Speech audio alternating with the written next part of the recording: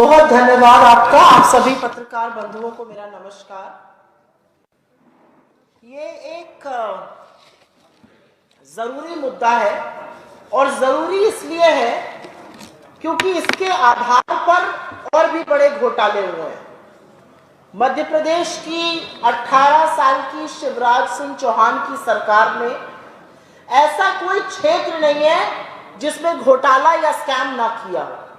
चाहे वो बच्चों का पोषण हो, चाहे वो स्कूल ड्रेस का घोटाला हो, चाहे वो किसान का मुआवजा घोटाला हो, चाहे वो पटवारी घोटाला हो, भर्ती घोटाला हो।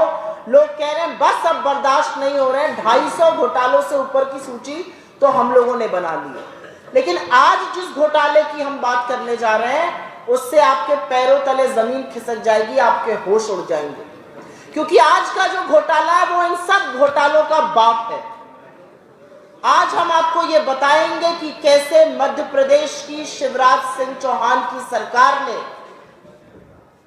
इस प्रदेश की विकास दर, इस प्रदेश की जीडीपी के साथ हेर-फेर किया, उसको बढ़ा चढ़ाकर बताया गया। करीब 2 से 2.5 लाख करोड़ का घोटाला हुआ और उसी के चलते ज्यादा कर्ज लिया गया और आपको कर्ज के बोझ के तले दबाया गया। मैं आंकड़े गिनाने से पहले 2 बातें स्पष्ट कर दूं। लगातार शिवराज चौहान की सरकार कहती है दिन दूनी रात चौगुनी बढ़ोतरी हो रही है मध्य प्रदेश में। वो यहाँ की अर्थव्यवस्था में नहीं झलकती है, वो रोजगार के माध्यम में नहीं झलकती है, वो लोगों की आय में नहीं झलकती है। यहाँ पर 37% बच्चे कुपोषित है 5 साल की कम उम्र से। यहाँ पर 35% लोग गरीबी की सीमा रेखा के नीचे हैं। उज्ज्वला का झुंझुना बजाया गया। उज्ज्वला उनको मिलता है जो गरीबी की सीमा रेखा के नीचे के परिवार होते हैं। 82 लाख ऐसे परिवार हैं जिनको उज्ज्वला देना पड़ा। यहाँ का किसान आय जो है उसकी निरंतर घटती जा रही है। तो सवाल यह है कि ये जो बताया जा रहा था बढ़ा चढ़ाकर कि दिन दूनी रात चौगुनी वृद्धि हो रही है, जबरदस्त जीडीपी बढ़ रहा है, ये किसका बढ़ रहा था, कैसे बढ़ रहा था और कहां बढ़ रहा था, उसका कच्चा चिट्ठा आपके सामने विद आंकड़ा, विद प्रूफ हम निकालने जा रहे हैं। तो इस फर्जीवाड़ा के 4 प्रमाण हैं और ये बड़ा घोटाला, इसको समझाना मेरे ख्याल से जरूरी है कि किसी भी प्रदेश में अगर जीडीपी की रेट को गलत बताया जाता है, अगर ग्रोथ की वृद्धि दर को गलत बताया जाता है तो सारे आंकड़े बेमानी हो जाते हैं और गलत बताकर बढ़ा चढ़ाकर ही ज्यादा ऋण लिया जाता है। ज्यादा जीडीपी बताया जाएगा तो ज्यादा ऋण, ज्यादा कर्जा उठाया जाएगा और इसीलिए आप सबके सर पर आज 40,000 रुपए का प्रत्येक व्यक्ति मध्य प्रदेश में यह बोझ उठा रहा है। 4 लाख करोड़ से ऊपर का कर्जा है। तो पहली बात तो ये बतानी जरूरी है और आप में से कुछ लोग जो इकोनॉमी में इंटरेस्ट रखते हैं या आंकड़े जानना चाहते हैं, हर 6 साल में मध्य प्रदेश का जो जीएसडीपी है, जो सकल घरेलू उत्पाद है, वो जाता है। 2012 के वित्तीय वर्ष में ये कुछ 3 लाख करोड़ से ऊपर था, फिर 2018 के वित्तीय वर्ष में ये कुछ 7 लाख करोड़ से ऊपर था, तो 2024 वित्तीय वर्ष में इसको 15 लाख करोड़ के ऊपर होना था, 14 करोड़ 12 लाख के आसपास होना था। लेकिन शिवराज सिंह चौहान की सरकार ने इसको 15 लाख करोड़ के ऊपर बता दिया, मतलब अनुमानित से भी 50,000 करोड़ ज्यादा। लेकिन नकल में भी अकल की जरूरत होती है और अकल यहां पर थोड़ी क्षुब्ध हो गई। जब वो ये बढ़ा रहे थे तो उन्होंने कहा हमने 15वें वित्तीय आयोग के जो फाइनेंस कमीशन है उसके अनुमान पर बढ़ाया है। 15 लाख करोड़ उन्होंने बढ़ा दिया, लेकिन ये भूल गए कि कोविड के 2 सालों में मध्य प्रदेश की जो प्रगति, जो ग्रोथ थी, वो माइनस नेगेटिव में चली गई। इन्होंने नजरअंदाज कर दिया यह सत्य कि पूरे देश और हर राज्य की जो ग्रोथ रेट थी वो कम हुई थी। तो किस बेसिस पर आपने ये बढ़ाया, ये सिर्फ ये बता सकते कि आंकड़ों के साथ हेरा फेरी अपराध है, गलत है और सर्वथा इसकी निंदा होनी चाहिए। जिन 2 सालों में जीडीपी ग्रोथ नेगेटिव रहा आपने उसको भी इंक्लूड करके उसको 15 लाख करोड़ बता दिया। तो ये पहला फर्जीवाड़ा था और इसको बताना जरूरी है क्योंकि 2019-20 में करीब 9,37,405 करोड़ का सकल घरेलू उत्पाद था, जो कि 21 में घटा और ये 9,17,000 कुछ करोड़ रह गया। और उसके बाद भी आप कह रहे हैं कि आपकी जीडीपी दर बढ़ती जा रही है, उसके बाद भी आप कह रहे हैं कि आपकी पूरी इकोनॉमी, पूरा जीएसडीपी बढ़ गया। कोई भी इकोनॉमिस्ट, कोई भी जो थोड़ा बहुत आंकड़ा समझता है, कोई भी सरकार का बाबू आपको ये बताएगा ये नितांत झूठ है, ये झूठ बोला गया और इसी झूठ के आधार पर ज्यादा कर्ज लिया गया। इस दूर से फर्जीवाड़े के बारे में मैं थोड़ा सरल रूप से 2-4 शब्द जरूर कहना चाहती हूं। मेरे पिताजी कहते हैं कि हमारे घर की आय बहुत बढ़ गई। तो आय तो तभी बढ़ेगी जब हमारे घर की आमदनी बढ़ेगी। फैक्ट्री का मालिक कहता है हमारी आय बढ़ गई। आय तो तभी बढ़ेगी जब फैक्ट्री का प्रोडक्शन बढ़ेगा, जब उसकी बिक्री बढ़ेगी। वैसे ही सरकार जब कहती है कि हमारा जीएसडीपी, हमारा सकल घरेलू उत्पाद बढ़ रहा है, तो इसका मतलब है सरकार के पास राजस्व की ज्यादा प्राप्ति होनी चाहिए, ज्यादा रेवेन्यू रिसीट आनी चाहिए। भाई अगर आपका सकल घरेलू उत्पाद बढ़ रहा है तो लोगों की आय बढ़ रही है, फैक्ट्रीज बढ़ रही है, टैक्सेस ज्यादा आने चाहिए, तो आपके पास राजस्व की प्राप्ति ज्यादा होनी चाहिए। लेकिन असलियत यह है कि राजस्व की प्राप्ति लगातार न सिर्फ गिरी है, बल्कि राजस्व की प्राप्ति आधे से भी कम है जो उसका ग्रोथ रेट है। राजस्व की प्राप्ति का ग्रोथ रेट 10% है और सकल घरेलू उत्पाद का ग्रोथ रेट, जीएसडीपी का ग्रोथ रेट 20% है। मेरे घर में आय घट रही है, लेकिन मैं कह रहा हूं मेरे घर में सामर्थ्य ज्यादा है। कैसे ज्यादा है भाई? फैक्ट्री में बिक्री कम हो रही है, लेकिन फैक्ट्री का सामर्थ्य ज्यादा है। सरकार का रेवेन्यू कम रूप से बढ़ रहा है, लेकिन सरकार कह रही है जीएसडीपी हमारा उससे डबल बढ़ रहा है। कैसे बढ़ रहा है? इसीलिए नकल में भी अकल की जरूरत होती है और 2 से 2.5 लाख करोड़ का ये जो घोटाला किया गया है, ये सर्वथा गलत है, ये सर्वथा पाप है और उसके बेसिस पर और बड़े बड़े घपले हुए हैं। इसका तीसरा प्रमाण आपको बता देते हैं और इसका तीसरा प्रमाण जो है वो कर्जे की ग्रोथ रेट को लेकर है और यह बताना जरूरी है क्योंकि ज्यादा जीएसडीपी दिखाकर ही ज्यादा कर्ज लिया गया। आपने मध्य प्रदेश की अर्थव्यवस्था को ज्यादा सुचारू दिखाया, ज्यादा बढ़िया लीपापोती करी, ज्यादा आंकड़ों के साथ खिलवाड़ किया और तभी आपको ज्यादा कर्ज मिला। कर्जे की ग्रोथ में 15% बढ़ोतरी है और राजस्व की प्राप्तियों में 10% बढ़ोतरी है। आपकी इनकम घट रही है, आपका कर्जा लगातार बढ़ रहा है और राजस्व की प्राप्ति से ज्यादा बढ़ रहा है। अगर यह फर्जीवाड़ा नहीं है और अगर यह आंकड़ों के साथ खिलवाड़ नहीं है, तो आंकड़ों के साथ खिलवाड़ दूसरा क्या है, इस बात का जवाब जरूर मिलना चाहिए। और यहां पर एक बात बतानी जरूरी है जो मैंने अपनी पहली प्रेस कॉन्फ्रेंस जब भोपाल में करी थी तो उसके बारे में बोला था, और यह फर्जीवाड़ा नंबर 4 का प्रमाण है और इसी के साथ अपनी बात का अंत भी करूंगी। आज प्रदेश में 4 लाख करोड़ से ऊपर का कर्जा है।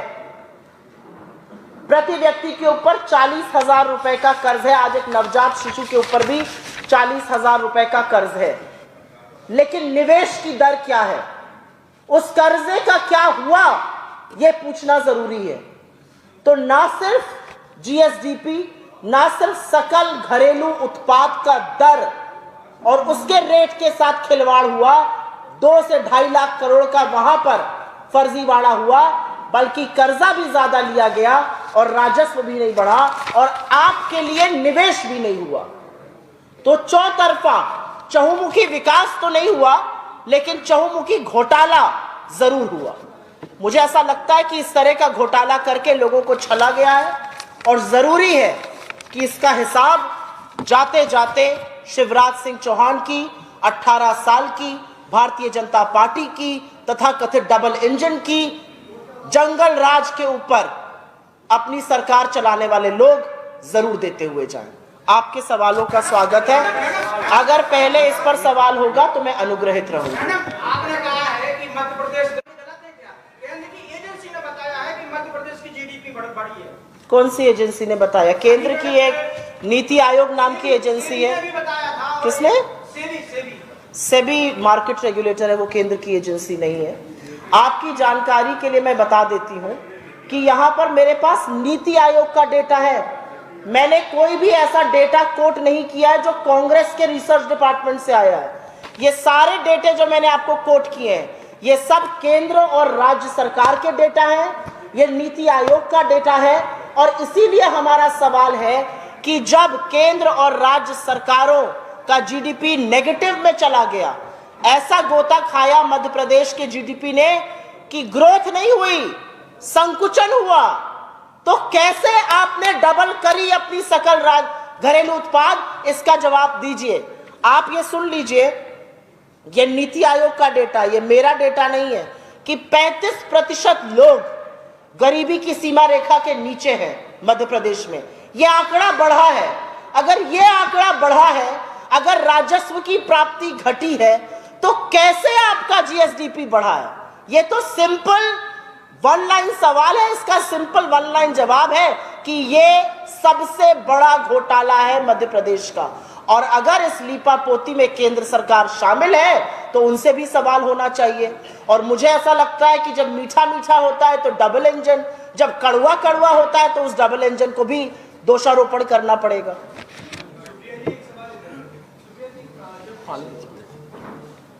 आप बैठ के बोलिए।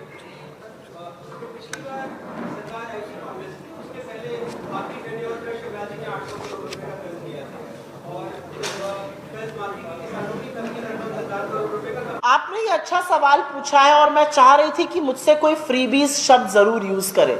और मुझे पता है कि मीडिया में और दूसरी तरफ से ये कहा जाता है, इसको भारतीय जनता पार्टी के बड़े नेता इंक्लूडिंग प्राइम मिनिस्टर जन कल्याण को रेवड़ी बोलते हैं, लेकिन जो रबड़ी चम्मच से प्लेट में परोस कर अपने मित्र को खिलाते हैं उसके बारे में कोई जिक्र नहीं होता है।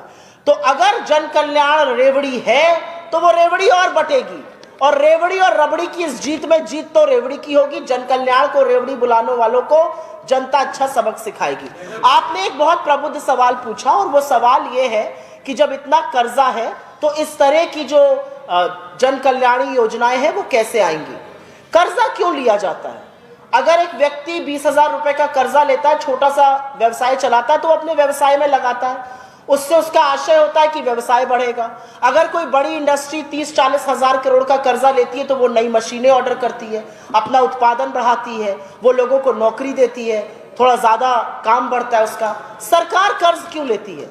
सरकार कर्ज या तो जन कल्याण के लिए लेती है या सरकार कर्ज लेती है जो निवेश करा सके, जिससे अर्थव्यवस्था सुगढ़ हो, जिससे रोजगार के साधन निर्मित हो सके। 4 लाख करोड़ का कर्ज की मैं बात कर रही हूं, जिसमें से 1 लाख करोड़ का कर्ज 1 साल में लिया गया है। ढेले का निवेश नहीं आया है। निवेश के नाम पर रिपोर्ट कार्ड में नील बटा सन्नाटा है। हमारी और इनकी अप्रोच में यह अंतर है कि हम इस कर्ज से निवेश लाएंगे, हम इंटरनल एक्रूवल्स करेंगे, हम ये सुनिश्चित करेंगे कि जो सुचक्र होता है अर्थव्यवस्था का, consumption leads to investment, investment leads to jobs, jobs lead to more consumption and growth, वो वापस शुरू हो। अगर आज किसान की कर्जा माफी होती है तो वो किसान ऋण से मुक्त होकर उसके हाथ में ज्यादा पैसा ठहरेगा, जिसको से वो कंजम्पशन करेगा, जिसको वो उपयोग करेगा, और उससे सुचक्र अर्थव्यवस्था चलेगी। कर्जा लिया गया लेकिन निवेश नहीं किया गया, तो ये पैसा गया तो गया कहाँ, ये सवाल है। शुक्ला जी, मेरा सवाल है कि ये कर्जा लेने के लिए आपके जो लीडर्स हैं, बड़े लीडर्स, उन्होंने आरोप लगाया कि जीडीपी बढ़ा हुआ दिखा करके जो कर्ज ले रहे हैं उसका वो दुरुपयोग कर रहे हैं कि ठेकेदारों को ठेका दे करके और कमीशन दे रहे हैं। क्या ये सच है? मैंने बिल्कुल खुलकर अपनी पत्रवार्ता में भी यही बात करी है। पत्रकार वार्ता में मैं सीना ठोक कर कहती हूं कि अगर आपने 2 से 2.5 लाख करोड़ का जीडीपी ज्यादा दिखाया है, जबकि आपकी राजस्व प्राप्तियां नहीं बढ़ी, जबकि आपका कर्जा बढ़ा है, तो वो पैसा कहां गया? वो पैसा उस पैसे ने किस चीज का सृजन किया है? तो हम क्यों ना बोले कि ये घोटाला भाजपा के बड़े नेताओं की जेब में गया है। बिल्कुल, मुझे इसको कहने में कोई गुरेज नहीं है। इस तरफ कौन? हाँ, वो जबलपुर गए थे, जबलपुर में उन्होंने मीटिंग की, उसके बाद उनके जो जिला अध्यक्ष है प्रभात साहू, उन्होंने इस्तीफा दे दिया है। उन्होंने आरोप लगाए कि जिन्होंने तोड़-फोड़ की उनको आपने उनसे बात की तो नाराज लग रहा है, इसको कैसे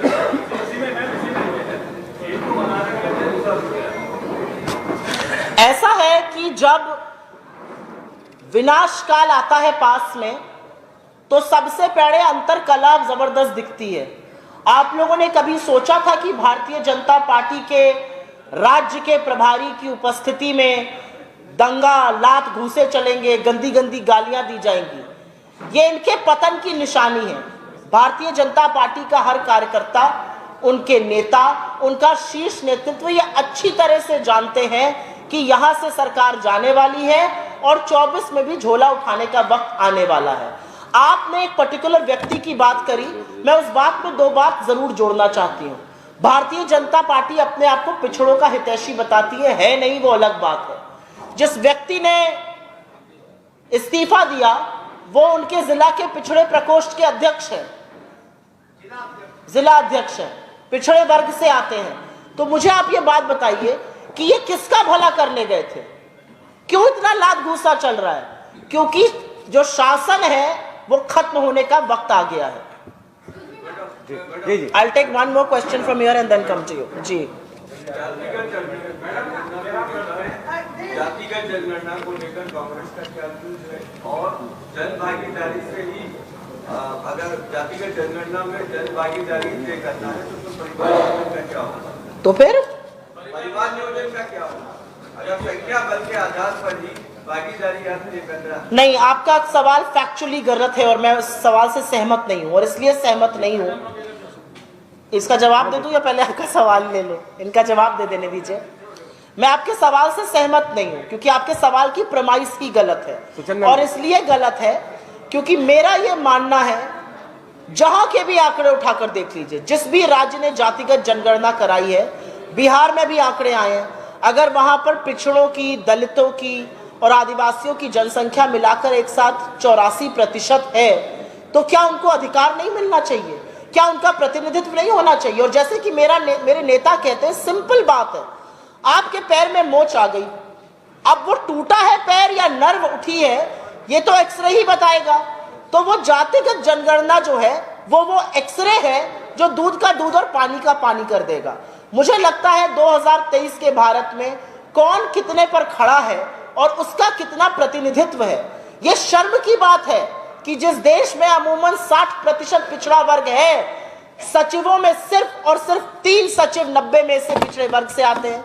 यह शर्म की बात है कि IITs में मात्र 4% पिछड़े वर्ग से आते हैं प्रोफेसर। यह शर्म की बात है कि IIM में मात्र 6% प्रोफेसर पिछड़े वर्ग से आते हैं। सेंट्रल यूनिवर्सिटीज में 4% से कम है। क्यों? क्या इनके अंदर प्रबुद्धता कम है? क्या इनके अंदर दिमाग कम है? क्या इनके अंदर इनको मौके नहीं मिले? और मुझे लगता है जातिगत जनगणना उन मौकों का मार्ग प्रशस्त करेगी। मैं पहले एक महिला से सवाल लूंगी फिर आऊंगी। अभी एक मिनट रुक जाइए। हाँ, आप बोलिए। सुचंदा जी please. I don't think any country, I don't think any state in India has reported a positive growth in double digits after COVID. It's not that the growth rate fell. The growth rate went into negative, which means that the total domestic production actually contracted. If you look at the quarter which ended after the COVID in India, there was minus 23% GDP growth rate, which means GDP did not go up, but GDP sunk further down.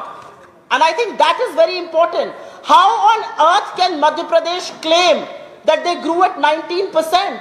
If this is not playing with figures, then I wonder what is. Because this is what is playing with figures, this is what is playing with data. How on earth can Madhya Pradesh be the outlier when every other state in the country reported negative GDP?